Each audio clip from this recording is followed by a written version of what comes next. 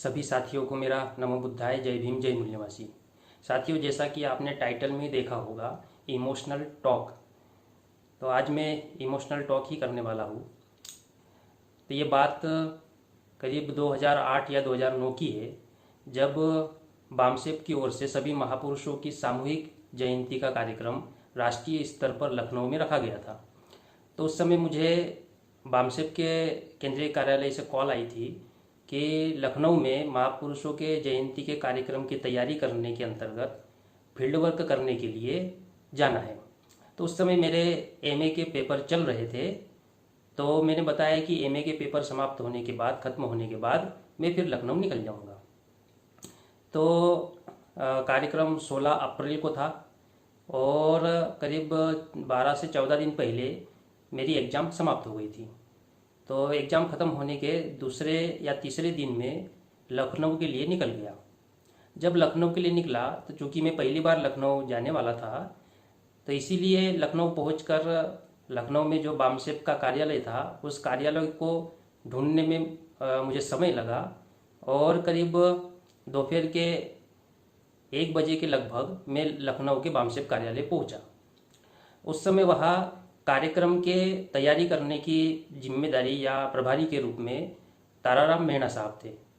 तो वहाँ जब मैं पहुँचा तो ताराराम मेहना जी ने कहा कि कल सुबह तुम्हें, तो दूसरे दिन मुझे कूपन और कार्यक्रम के पॉम्पलेट, इसका गट्ठा बांध के दे दिया गया और मैं पॉम्पलेट और कूपन लेकर हरदोई जाने के लिए अपने बामसेप कार्यालय से लखनऊ स्टेशन के लिए निकला।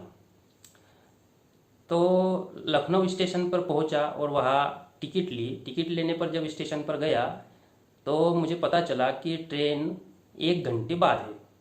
तो उस समय इंटरनेट या स्मार्टफोन का ज़माना तो था नहीं, या इतने ज़्यादा भारत में प्रचलित नहीं थे। इस वजह से पता नहीं चलता था कि ट्रेन लेट चल रही है, क्या चल रही है। ये तो स्टेशन पर जाने के बाद ही पता चलता था। तो जब पहुंचा तो पता चला कि ट्रेन 1 घंटा लेट है। जब लेट है पता चला तो मैं लखनऊ स्टेशन के ही एक प्लेटफॉर्म पर साइड में एक बेंच रखी थी, उस बेंच पर जाकर बैठ गया।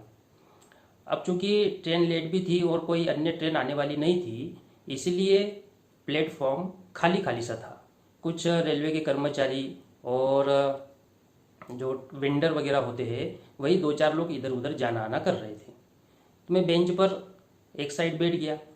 तो कुछ समय बाद मैंने देखा कि मैं जिस प्लेटफॉर्म पर बैठा था, उसके सामने वाले प्लेटफॉर्म पर एक 8-9 साल की लड़की रही होगी और उस लड़की के साथ में 4 या 5 साल का एक मासूम सा बच्चा था।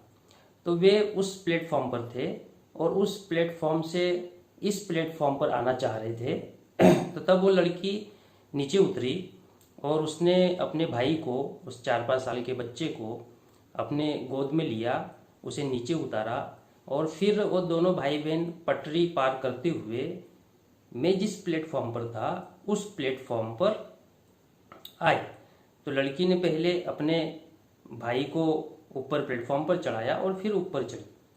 तो जैसे ही दोनों भाई बहन प्लेटफॉर्म पर ऊपर चढ़े तो वो दोनों भाई बहन ठीक मेरे सामने आकर खड़े हो गए। तो वो जो लड़की थी, वो लड़की दुबली पतली थी और उसका रंग सांवला था और उसको देखकर लग रहा था कि उसने कई दिनों से नहाया नहीं होगा। उसके बाल एकदम रूखे सूखे थे। उसने एक साधारण सी फ्रॉक पहनी हुई थी जो 2-3 जगह से फटी हुई थी और उसके पैरों में भी कुछ नहीं था, नंगे पैर थी। साथ में उसका भाई था 4-5 साल का, जो मासूम बच्चा था। तो उसको भी देखकर लग रहा था कि उसने भी नहीं नहाया होगा कुछ दिनों से या कई दिनों से।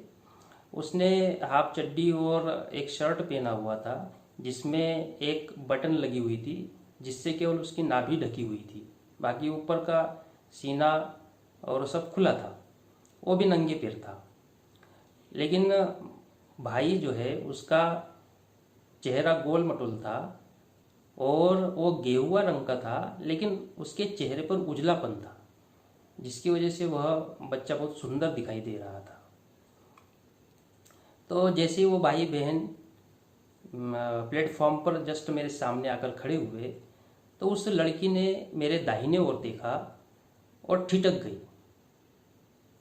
तो मैंने भी उत्सुकतावश अपने दाहिने ओर देखा, तो मुझे दिखा कि करीब 200 मीटर की दूरी पर दो लड़के हैं, और वो दोनों लड़के शायद भाई भाई भी हो सकते थे या दोस्त भी हो सकते थे। तो उसमें से एक लड़के की उम्र 11 से 12 साल रही होगी और दूसरे लड़के की उम्र 8 या 9 साल रही होगी। तो उन दोनों लड़कों को अपने करीब आते हुए देखकर वह छोटा सा मासूम बच्चा सहम जाता है। शायद उसने उन लड़कों को इसके पहले भी देखा हो और उसे लग रहा था कि अब पता नहीं आगे क्या होगा। तो वह अपनी बहन का हाथ पकड़कर चुपचाप खड़ा था। तो वो दोनों लड़के तेजी से आते हैं और इन भाई बहनों के पास आते हैं, और उन लड़कों में से एक बड़ा लड़का लड़की को डांटते हुए कहता है कि तुझे बताया था ना कि तू हमारे एरिया में भीख मांगने मत आना। तो जब वो बड़ा लड़का इतनी जोर से डांट कर उस लड़की से कहता है, तो वो जो छोटा बच्चा है वो और ज़्यादा सिहर जाता है और अपनी बहन को कहता है हाथ पकड़कर कि चलो दीदी, चलो चलो। तो जब वो बड़ा लड़का ऐसा डांटता है तो तब वो जो लड़की रहती है उस लड़की को भी गुस्सा आती है, और गुस्से में आकर आंख निकाल कर वो कहती है कि ये किसी के बाप का एरिया नहीं है जो हम यहाँ भीख मांगने नहीं आ सकते।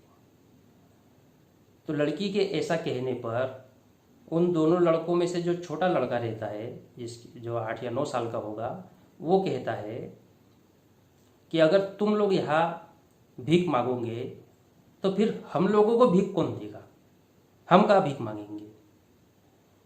तो वह लड़की कहती है कि हम इसमें क्या करें, हम क्या भूखे मर जाए। तब वो बड़ा लड़का अपना हाथ उठाकर धमकी देते हुए कहता है उस लड़की को कि तू दोबारा इधर दिख मत जाना, नहीं तो एक रेपटा खींच कर दे दूंगा। तो जब वो छोटा बच्चा देखता है कि उस लड़के द्वारा उसकी बहन पर हाथ उठाया गया, तो तब वो बच्चा फिर अपने आप को रोक नहीं पाता है और वो रोने लग जाता है, और रोते रोते वो अपनी बहन का हाथ पकड़कर खींचते हुए कहता है कि चलो दीदी, चलो चलो चलो। लेकिन उस लड़की का अपने भाई के ओर, उस बच्चे के ओर ध्यान नहीं रहता है, और वो लड़के को जवाब देते हुए कहती है कि दम है तो हाथ उठाकर दिखा। तो तब वो बड़ा लड़का जो रहता है वो उस लड़की के कंधे को ऐसा धक्का देते हुए कहता है कि निकल यहाँ से, निकल। तब वो लड़की अपने भाई की ओर देखती है और अपने भाई को रोता हुआ देखकर वो अपने भाई का हाथ पकड़कर वहाँ से जाने लगती है। जब वो जाने लगती है तो वो जो बच्चा था, मासूम सा बच्चा था, वो बार बार पीछे मुड़ मुड़ कर उन लड़कों की ओर देख रहा था, अपने आंसू एक हाथ से पोंछ रहा था और पीछे मुड़ मुड़ कर देख रहा था। और जब मैंने उस बच्चे की आंखों में देखा तो शायद वो बच्चा उन लड़कों से पूछ रहा हो कि आखिर हमारी क्या गलती थी जो तुमने मेरी बहन के ऊपर हाथ उठाया, आखिर हमने ऐसा क्या गलत काम कर दिया था जो तुमने हमें डांटा।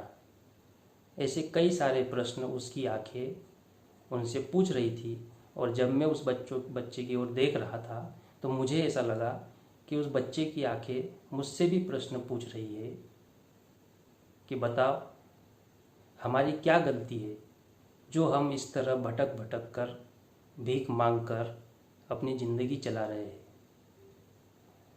ये बहुत बड़ा प्रश्न मेरे सामने छोड़ दिया था।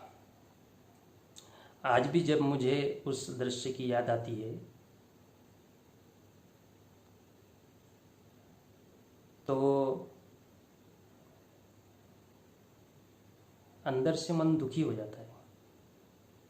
कुछ समय तक बैठा रहा, अच्छा नहीं लगा, और फिर ये विचार आया कि जैसे लखनऊ स्टेशन पर ये बच्चे हैं, ऐसे ही पूरे भारत में अन्य स्टेशनों पर भी होंगे, और हमारे बहुजन समाज के ही बच्चे हैं जो कि ऐसी ज़िंदगी जीने के लिए मजबूर है।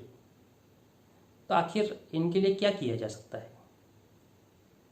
फिर मेरी नज़र उस बामसेब के कार्यक्रम के पॉम्पलेट और कूपन पर पड़ी और तब मेरी जान में जान आई, क्योंकि इस समस्या का समाधान बहुजन समाज को शासनकर्ता जमात बनाने में ही है। और वो जो पॉम्पलेट और कूपन लेके मैं प्रचार प्रसार करने के लिए जा रहा था, तो ये शासनकर्ता जमात बनाने की प्रक्रिया का ही एक हिस्सा था। तो मुझे ऐसा लगा कि इस समस्या के समाधान के लिए मैं एक छोटा सा योगदान समाज में महापुरुषों की विचारधारा का प्रचार प्रसार करके दे रहा हूँ। और बामसेब संगठन और इनके पूरे भारत देश के कार्यकर्ता एक ऐसी संगठन की शक्ति का निर्माण करने में लगे हुए हैं, जिसके आधार पर, उस शक्ति के आधार पर हम लोग इस देश की शासनकर्ता जमात बन सकते हैं। और जब शासनकर्ता जमात बनेंगे तब ऐसे करोड़ों बच्चों का जीवन सुखी होगा, उनका हित होगा, उनका भला होगा। और यही सोचकर फिर मैं वो पॉम्पलेट और कूपन लेकर हरदोई के लिए निकल गया। यही बात मैं आप लोगों से शेयर करना चाहता था। सभी को नमो बुद्धाय, जय भीम, जय मूल्यवासी।